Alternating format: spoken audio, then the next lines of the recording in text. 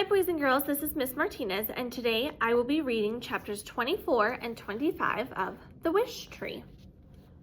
Chapter 24. That afternoon we tried plan number 2. This isn't going to work, Red, Bongo said, strutting back and forth on the lawn. Pessimist, I said.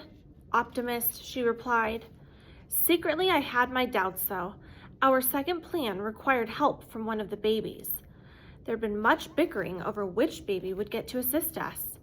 But then there'd been plenty of bickering ever since Francesca's threat to cut me down. It frustrated me to see my residents, the ones who'd miraculously been getting along so well, turn on one another when faced with a problem. Granted, it was a big problem, but if I could handle it, it seemed like the least they could do was behave during our last days together. Bongo flipped a penny she kept in her collection of treasures, and we arrived at our helper, the smallest baby opossum, Flashlight. Let me get this straight, said Bongo. You're afraid of Flash. Shh, Harry Spiders hissed. We try not to say that word around him. So what do you actually call him? Agnes asked. He answers to Flash, Harry Spiders explained. Well, Flash, said Bongo, you understand the drill, right? You pretend to be dead. You guys are good at that, right?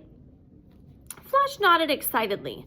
Opossums are the best dead predators in the world. So you play dead. Samar and Steven see you as they're coming home from school.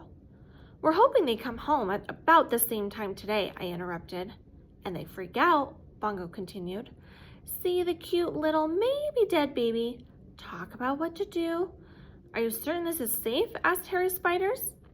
I'm feeling a little faint just thinking about it. We'll all be watching, and Steven and Samar are smart kids, I reassured her. They'll know not to touch a sick animal. So they go get their parents, call a wildlife rescue place, or maybe a vet.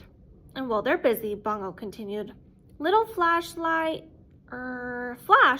runs back to his den. Samar and Steven come back out, have a good laugh about the vanishing opossum. Maybe the parents even get to talking. I really think you would do a better job, Big U complained. She's a born actor. Or you. This has been officially decided, Bongo said firmly. We flipped the penny, remember? Just saying, Big U muttered. Down the street, the school dismissal bell rang. Places, everyone, Bongo urged. This is totally going to work, I said. This is totally going to fail, Bongo said, at the very same instant. And now we are on chapter 25. And action, Bongo whispered. Little Flash waddled out to the middle of the lawn. He lay down on his side and curled up. He closed his eyes. He drew back his lips, revealing tiny, needle-sharp teeth. Perfect, Bongo said. Try foaming at the mouth, dear, Harry Spiders called. Down the street, we could see Steven approaching. Luckily, Samar was just a few yards behind him. Flash leapt up. How am I doing, Ma? Wonderful, my baby, said Harry Spiders. Mommy's so proud of her little bitty opossum. Be dead, Bongo cried. Oh yeah, Flash shrugged. I kind of forgot, Aunt Bongo.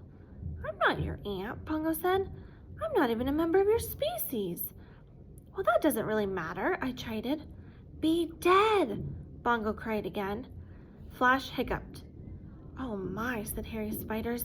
He does that when he's nervous. How come I can't be dead, Mom? Asked Rose Petal. Newbies, quiet, Bongo commanded. Flash, stop hiccuping, dude. Here they come, I whispered. Steven and Samar. The hiccups got louder.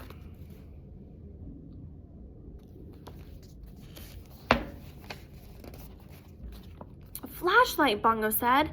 Now! Don't call him that, his mother cried. Flashlight froze. He stopped hiccuping. Foam dripped from his mouth. His half-open eyes were glazed and unseeing. The works, Bongo whispered. Brilliant. Steven found Flash first. Samar was close behind. What should we do? Steven asked. Success, I thought. They were actually talking to each other. Don't touch it, said Samar. It might be rabid, or it could just be playing dead. I read that opossums will do that. I'll go get my mom. Maybe she can call someone. Sounds good, said Samar. To my disappointment, Stephen and Samar nodded at each other and promptly went into their separate houses. And once again, that was that. All that work for just a few moments of conversation? How exactly did people make friends? How hard could it be? Still, I reminded myself, Stephen and Samar had spoken to each other, and that was a good first step, wasn't it? Flash, Bongo called. Time to go back to your den, buddy, before they come back. Flash remained frozen in a little opossum ball. Flash, I called. Flash, baby? Harry Spiders yelled. Oh my, said Big U. I don't think your baby's acting. My baby, my precious Flash, cried Harry Spiders, and Flash's brothers and sisters began to wail. You really should have used one of my U's, Big U said. Flash, stop being dead, Bongo yelled. She hopped over to Flash and gently poked him with her beak. How dare you peck my son, Harry Spiders yelled. Flash, I'll save you, baby.